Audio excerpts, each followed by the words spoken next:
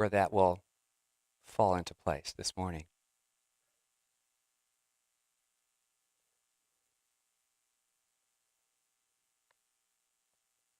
And so,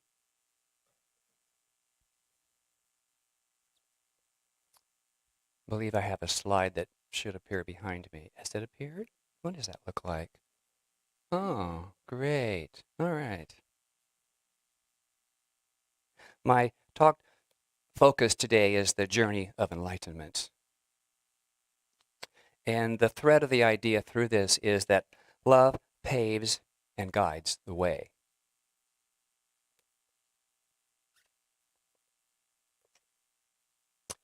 It's the week before Christmas, and all through my mind are images of beautifully wrapped presents and tasty foods of all kinds. There's no need to worry or be concerned about the blunders, because the mice of spirit are a-scurrying, unfolding the blessings and wonders. So, dash away all, in joy and in peace and in laughter, creating magnificent memories for the next Christmas chapter.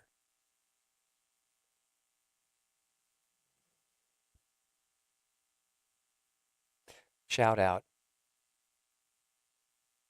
Rod Loomis. You know him? Yeah. Dear, dear friend of mine, too. He's with us today. And so, speaking of Christmas and creating new memories, I have quite a few in my years of living. And from my early recollection, Christmas was always a time of celebration, of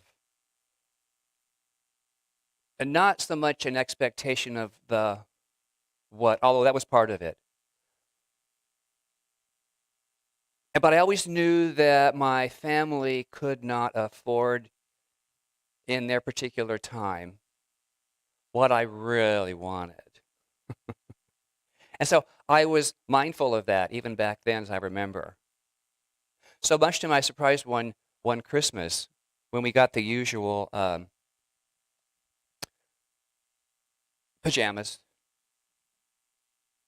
the stocking with tangerines, nuts, one little toy,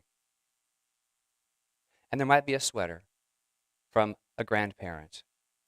I got a Tonka truck from my other grandmother, that same Christmas. And we had breakfast, and that was it. So my sister and I, we went out to play with some of the new things we had created. And the big surprise was the unknown. We each had a new bicycle waiting just outside the front door.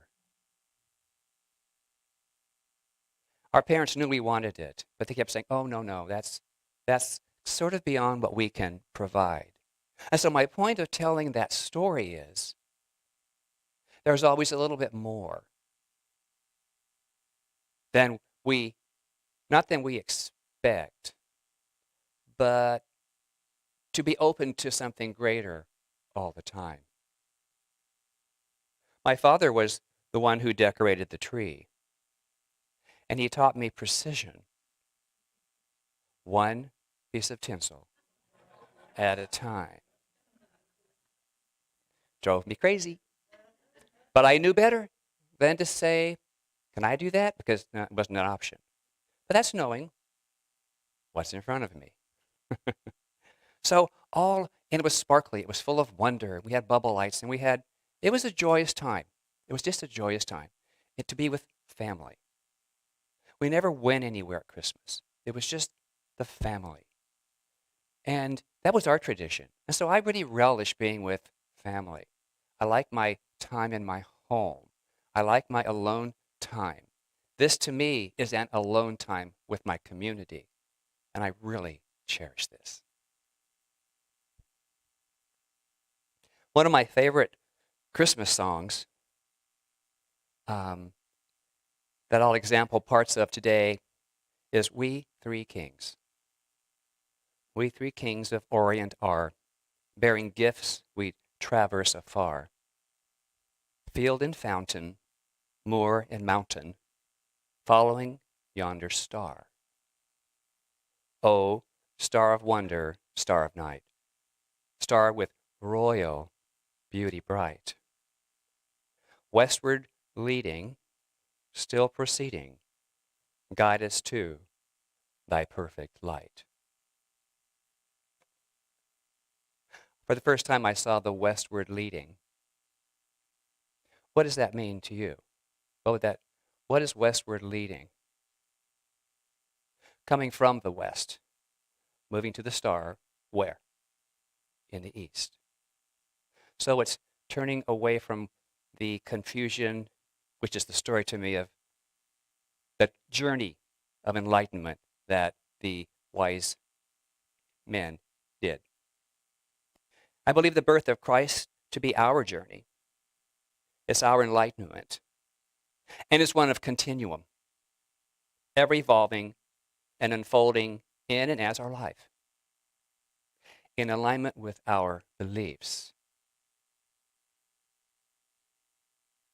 It's the birth of a greater Christ consciousness and is available to each of us fully and equally.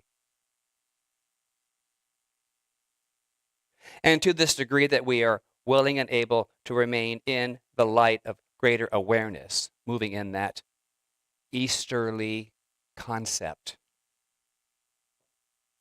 the truth of our greater self, staying in that place. A clearer path is always provided with truth and with self and with discovery. So, what is the truth of ourself? What is true for each one of us? That we are the divine sonship. That's S-O-N. Or daughtership. Personalize it for yourself. Choose your word. But we are the image, likeness, potential of all that the story of Jesus tells us. In our Science of Mind textbook, Ernest Holmes writes on page 359, and I quote, "As the human gives way to the divine in all people, they become the Christ. They become this Christ. In the case of Jesus, there was such a surrendering of an isolated will that a greater incarnation of the divine actually took place. The mystic Christ, and that is a mystic being a person who has a direct experience of the sacred. Most of us have felt that at some point. It's like, oh, there's that moment. Oh, if I could just stay there all the time. And so that's the journey. The search for the opening, the asking, the openness to that next sacred moment. And that comes from the bosom of the unseen Father, which is, in our teaching, is the directive power. Proclaiming the love of God through the Spirit's own love of humanity. End quote. So the journey, my beloveds, this journey of enlightenment is developmental, meaning it's ongoing. It's never over. It's never over. And, most times I'm grateful for that because there's another opportunity to learn, to know, to get through, to say that's not true for me, and to heal. So being developmental is our evolutionary self in process. And one of the revealing and uncovering and marveling in and as this perfection is becoming as the light, enlightened. In our book, just completing this month, Return of the Mother, Return to Love, by Sharon McErlane. McErlane? I'm not quite sure how. McErlane, I believe. She writes, "You signed up because you wanted to serve the light. You signed up. I signed up. The world is challenging you. And life is so confusing that sometimes you're overwhelmed by its craziness. Anybody see craziness in the world? Yeah, yeah. The fact that you're alive at this time is no accident.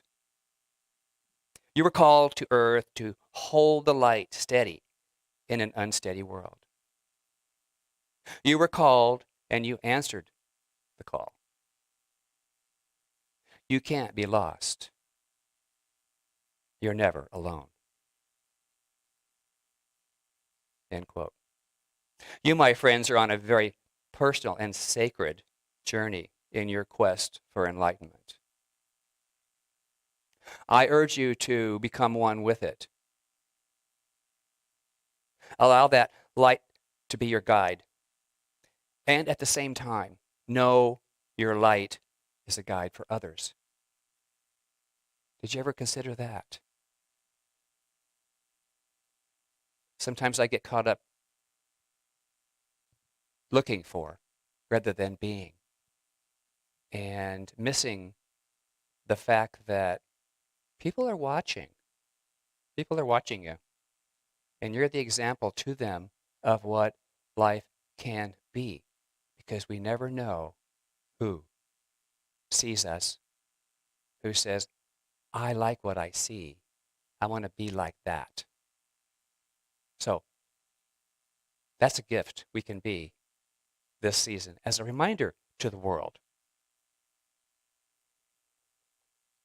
And Ernest Holmes, again, I'll quote from The Science of Mind.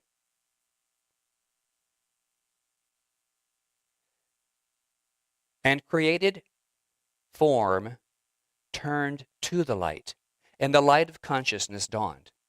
It's like, aha, there we are.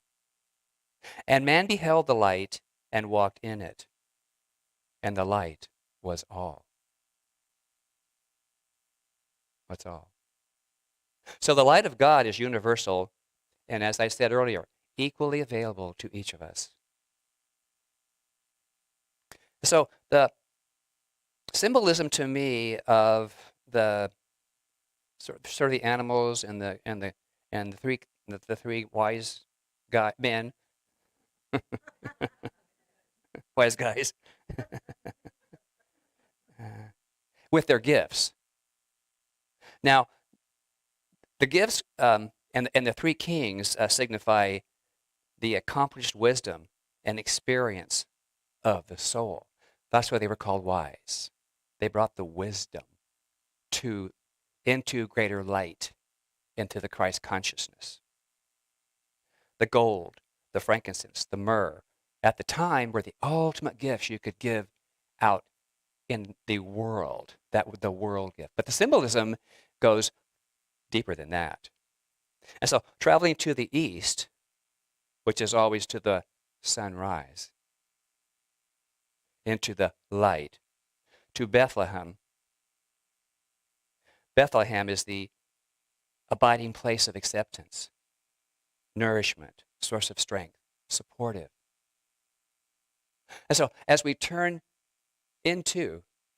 towards this light, towards our Bethlehem, which is within us, we find that we have all we need. How many people will say, oh, you shouldn't have. You shouldn't have done this for me or given me this. Rather than saying, thank you very much. Thank you. You saw me. It's a valuation thing, not only for the giver, but for the receiver. That's when we're standing in the light.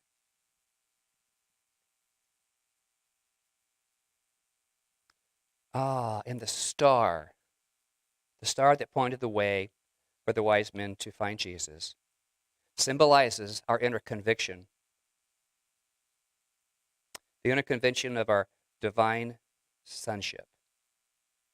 And this inner conviction is our ability to accomplish whatever we undertake.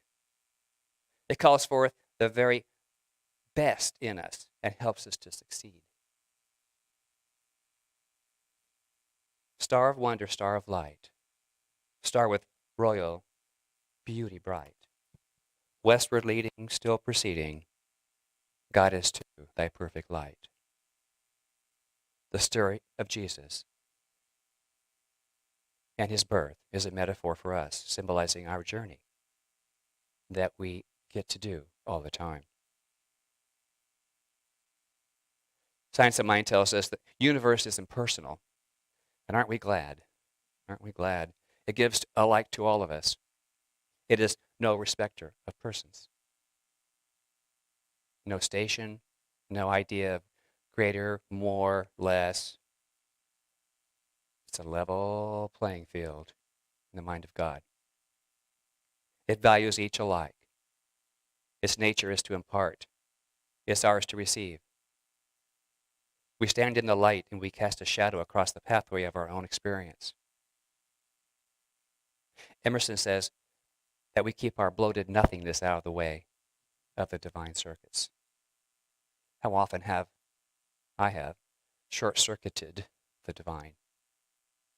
But, and however, additionally, I catch myself sooner. I go, well, wait, not true, not true. And I come back to truth. And so one thing that I like to share on this holiday is the Christ child. And it's one of my favorite readings in the Science of Mind, and it's just so fitting for this time of remembrance of our divine sonship into the Christ consciousness. Not as a physical child, but as a greater vibration of consciousness. Are you ready? All right. Asleep in the heart of cosmic love, unborn, universal potential, the Christ child lay. And the great mother soul, brooding over her unborn child, conceived it in the stillness of universal nature, imparting to it her own being. Born into time and experience, unnoticed, unseen, yet alive and aware, the Christ child incarnated in human form, taking the likeness of men and women, yet giving no sign of its presence, waiting with utmost patience and love the revelation that should disclose itself and proclaim the reign of peace. Many ages passed and vanished in the long yesterdays of time, and still the Christ child waited. Nations appeared and disappeared. Toil, famine, pestilence and want, hunger, cold, heat, and thirst, war, hatred, blood, and ruin. And still, the seed of perfection, unrevealed. But the universal wholeness cannot be forever subjected, nor cosmic love be kept from human form. That which was given must be revealed. The seed of perfection must burst. The shoots of heavenly planting must break the cords that bind, fanning the human into a blaze divine. And so the long appointed day arrived. A voice from out of the stillness spoke. This is my beloved Son. Let the earth be still in his presence. Let the beasts of the field, the birds of the air, and all living creatures be still. Let the hosts of heaven sing praises, and let deep cry unto deep. Then spoke the child. I am come to bring peace. I am the child of joy, and to all who will, I give life. I am formed of happiness. I am come from the eternal stillness. Quietness and confidence are mine. In the heart of the Father, I have lived forever. O nations and all people, look unto me and be saved. Behold my face shining in the sun, and my feet shod with righteousness. In my left hand are riches and honor, and in my right peace forevermore. All that I am, all that I have, I give.